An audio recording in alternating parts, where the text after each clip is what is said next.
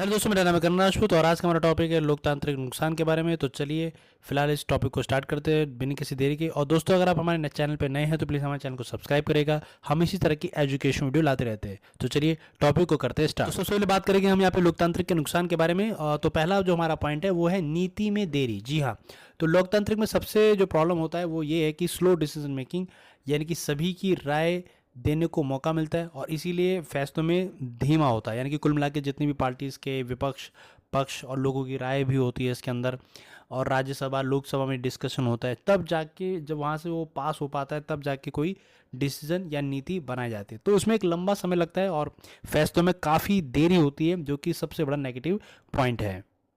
और अब हम बात करेंगे अपने सेकंड पॉइंट की ओर, जहाँ पे जनमत का दुरुपयोग।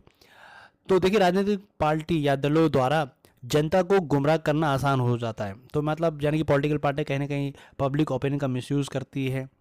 वोट बैंक की राजनीति अक्सर देश हित से ऊपर रखी जाती है। धर्मों के नाम पे या फिर जातियों के नाम पे भी कभी कभी वोट मांगे जाते हैं, जो कि कहीं ना कहीं पब्लिक का ओपिनियन बिल्कुल बदल देती है। तो ये है हमारा सेकंड पॉइंट, जो कि लोकतांत्रिक के लिए नुकसान है। अब बात करेंगे हम अपने तीसरे पॉइंट की ओर, जो कि चुनाव लोकतांत्रिक के नुकसान का तीसरा पॉइंट है, वो है भ्रष्टाचार और चुनावी खर्चे। जी हाँ, तो चुनाव जब होता है तो उसमें आप सभी सब जानते हैं कि चुनाव जब होता है तो बहुत भारी भरकम खर्चा होता है। रैलीज निकालनी होती है, खाना पीना करवाना होता है, प्रचार करना होता है। तो उसमें काफ़ी भारी मात्रा में धन का इस्तेमाल किया जाता है और कभी कभी सीधी सी बात है कि भ्रष्टाचार भी आमतौर पर ये देखने को मिलता है।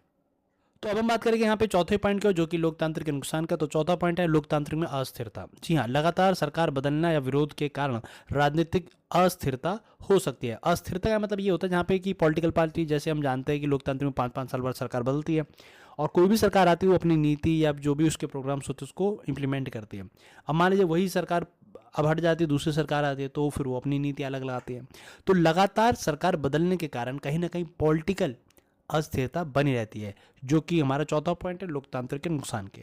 तो आई होप कि ये आपको टॉपिक अच्छे से समझ में आ गया होगा। और अगर वीडियो अगर आपको अच्छी लगी हो तो प्लीज़ लाइक शेयर कमेंट जरूर करेगा। धन्यवाद।